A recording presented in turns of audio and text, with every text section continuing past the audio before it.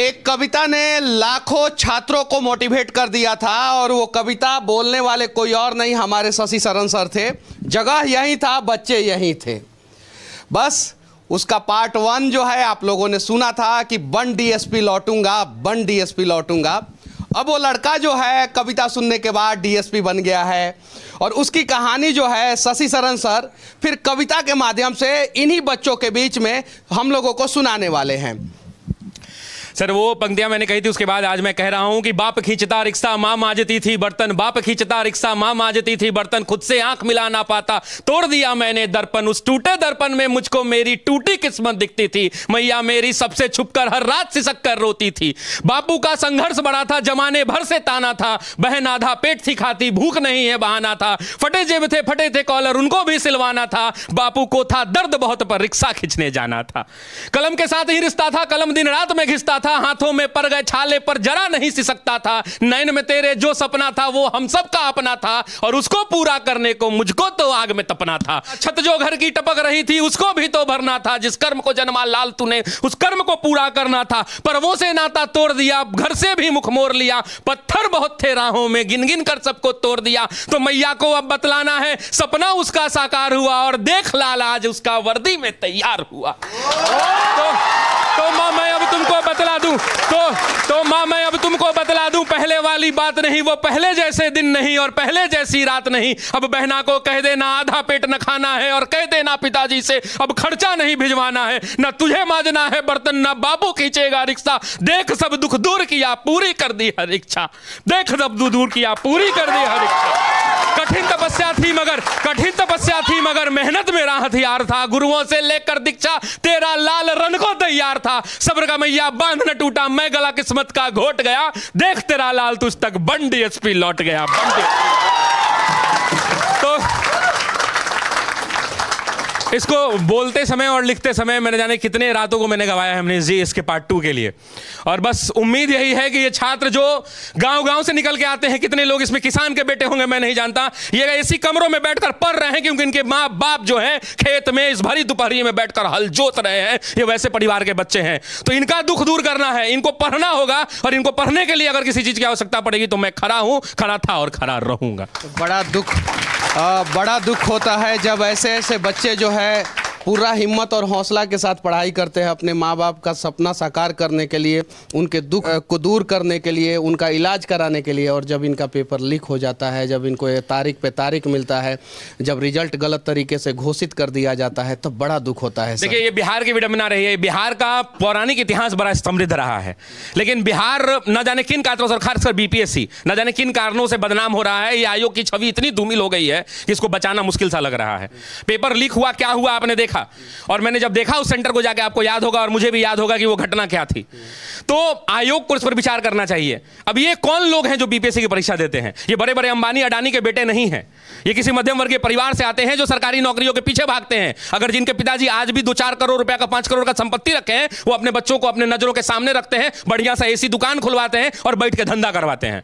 ये सरकारी नौकरी के पीछे इन बच्चों को भी सबसे ज्यादा उम्मीद शिक्षकों से होता है और पत्रकार में मेरे से होता है। हर जगह बुलाते हैं, हम लोग नहीं पहुंच पाते हैं, हमारी भी कुछ मजबूरियां होती है। ये सवाल क्या है कि अब इन्हीं व्यवस्थाओं से लड़ना है और इन्हीं व्यवस्थाओं से लड़ना है। यही लोग जब अधिकारी बन जाते हैं तो अपने कर्तव्यों को क्यों भूल जाते हैं? सर ये कड़वा सवाल है। डीएसपी या आईएएस आईपीएस कौन बनता है? ज्यादातर मध्यम वर्गीय परिवार के बच्चे बनते हैं कि नहीं बनते? ईमानदारी से दिल पे हाथ रख के बोलिएगा लोग। और जैसे आप लोग टॉपर होते हैं उसी समय से जो है करप्शन शुरू हो जाता है। उसके बाद से क्या होता है, अलग अलग इंस्टीट्यूशन में जो है आप लोग जो है पैसे ले लेके फोटो छपवाना शुरू कर देते हैं। सही है कि नहीं है?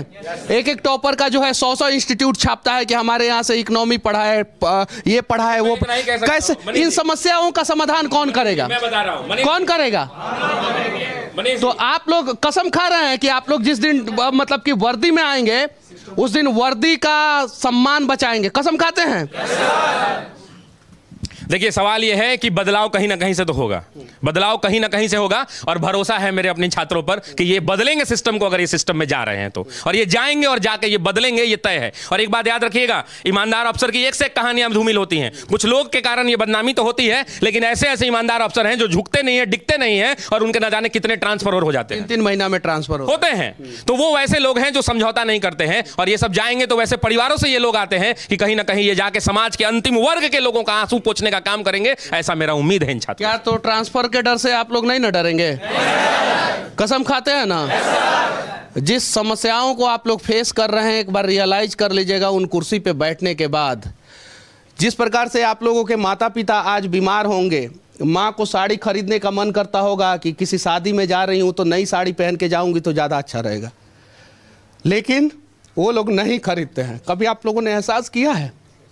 PMCH में हमारे बिहार के लोग मर रहे हैं, एम्स में मर रहे हैं। क्यों? क्योंकि सिस्टम में बैठे सक्षम अधिकारी जो है ना, वो अपना अधिकार भूल गए हैं। बस उस चीज़ को याद रखिएगा लोग, नहीं तो आप लोग भी जब वर्दी में चले जाइएगा तो जो इस कंधे पे स्टार लगेगा उसके चमक में आप लोग खो मत जाइएगा। ये जिस दिन अगर आप लोगों ने याद रखा ना, उस दिन हमारा बिहार बदलेगा। जब मैं बिहार से बाहर जाता हूँ ना, तो लोग गर्व के साथ कहते हैं कि हाँ, एक लड़का है जो प्रयास कर रहा है। सफल नहीं होंगे हम लोग, लेकिन जब आप लोग साथ में प्रयास करेंगे ना, तो हम सब सफल होंगे। हम लोगों से भी गलतियां होती है, सर से भी होती होगी, आप लोगों से भी होती होगी, लेकिन उन गलतियों से सीख के हमें आगे बढ़ना है। आज देखिए, बिहार सबसे ज़्यादा IAS IPS पैदा करता है। भले वो बिहार में रहें या राजस्थान से तैयारी करें, फ़र्क नहीं पड़ता है, सबसे ज़्यादा बिहार के लोग बनते हैं। लेकिन वो बन जाते हैं ना तो नोएडा में फ्लैट खरीदते हैं, पटना में नहीं। बन जाते हैं ना तो मुंबई बेंगलुरु में जाकर शिफ्ट होते हैं, अपने बच्चों को बाहर पढ़ाते हैं। आंध्र प्रदेश कैडर का एक IAS अधिकारी जो है ना, अपने बच्चे को आंध्र प्रदेश में पढ़ाता है, तेलंगाना का एक तेलंगाना में पढ़ाता है, महाराष्ट्र का महाराष्ट्र में पढ़ाता है, हरियाणा का हरियाणा में, पंजाब का पंजाब में पढ़ाता है। लेकिन बिहार के जब आप लोग अधिकारी बन जाते हैं तो अपने बच्चों को जो है बिहार से बाहर भेज देते हैं। आपके बच्चे कैसे, इसको कैसे बदलेंगे हम लोग, कैसे बदलेंगे? आज आप लोगों के ऊपर जो है जगह जगह पे लाठियाँ चलाई जा रही है कि नहीं? आप लोगों के सपनों को कुचलने वाला कौन है? वो हाथों में लाठी किसके हैं पता है? आप लोग, आप ही लोगों के बड़े भाई सीनियर लोगों के हाथों में है। वो लोग अगर कर्तव्य बोलेंगे कि चलो ठीक है, ये स्टार तुम अपने पास रख लो, लेकिन हम अपने बच्चों पे लाठी चार्ज नहीं करेंगे क्योंकि हमारे बच्चों का मांग सही है, तो शायद जो है ना हमारा सिस्टम बदल जाएगा।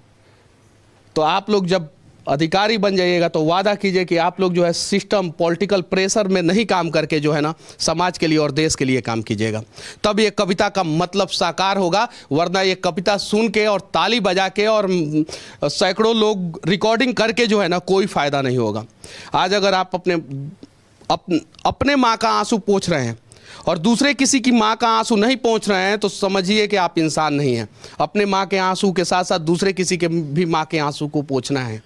देखिए मनीष जी, बिहार की रौनक को और बिहार के गौरवशाली इतिहास को लौटाने के लिए बिहारी अस्मिता को जगाना होगा। बुरी लग सकती है ये बात बहुत लोगों को, बहुत सारे लोग गालियां भी मुझे दे सकते हैं, लेकिन बिहार के लोगों को अपनी बिहारी अस्मिता को जगाना होगा। जिस दिन बिहार का बिहारी अस्मिता जग गया, उस दिन यहाँ का लाखों करोड़ों रुपया कोटा के जाके नगरी में नहीं पलटा जाएगा, दिल्ली के मुखर्जी नगर और करोल बाग में नहीं पलटा जाएगा, और बेंगलुरु और गुरुग्राम में बैठकर बड़ी बड़ी मल्टीनेशनल कंपनियां चलाने वाले लोग बिहार के पैसे से जिंदगी अपनी ऐश मौज की जिएंगे और वहां की तरक्की रुक जाएगी। अगर बिहार का आदमी बिहारी अस्मिता को जगा दे और बिहार का बच्चा अगर बिहार के शिक्षक से बिहार में बैठकर पढ़ने लगे, किसी की हैसियत नहीं कि बिहार को बदल सके, सब लोगों को वहां से बंद करके यहां लौट के आना पड़ेगा। यह हो सकता है कब? यह तब हो सकता है जब महाराष्ट्र की तरह लोग मराठी मानुष की जब बात कर देते हैं, तो बिहार के लोगों को अपने अंदर में बिहारी अस्मिता जगाना होगा। जिस दिन यह बिहारी अस्मिता जग गया, उस दिन यह बिहार बदल जाएगा। हम कोटा से बड़ा शहर बसा सकते हैं, हम दिल्ली के मुखर्जी नगर से बड़ा शहर बिहार में बसा सकते हैं। बिहार यूपी के लोग वहां पढ़ने जाते हैं, हजारों करोड़ों रुपए का रेवेन्यू हम उनकी सरकार को देते हैं, जीएसटी के रूप में टैक्स देते हैं। बिहार के बच्चे, बिहार के पेरेंट्स बैठकर ऑनलाइन कंपनियों का पेमेंट करते हैं जो बेंगलोर और दिल्ली में बैठी हुई कंपनियों के अकाउंट में गिरता है, और वहां की सरकार को हजारों करोड़ों रुपए का रेवेन्यू देता है।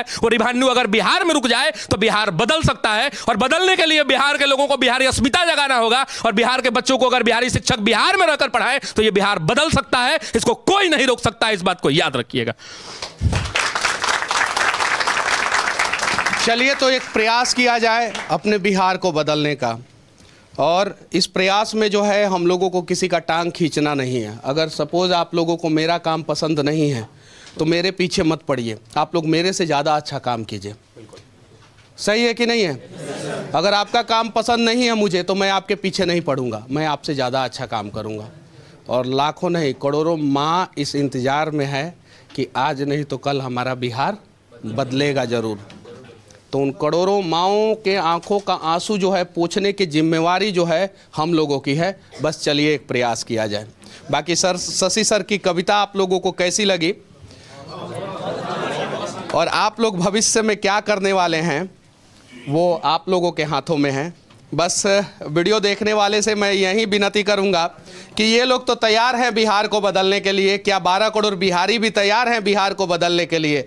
अगर हाँ तो कमेंट बॉक्स में ज़रूर अपना राय रखें। जय हिंद।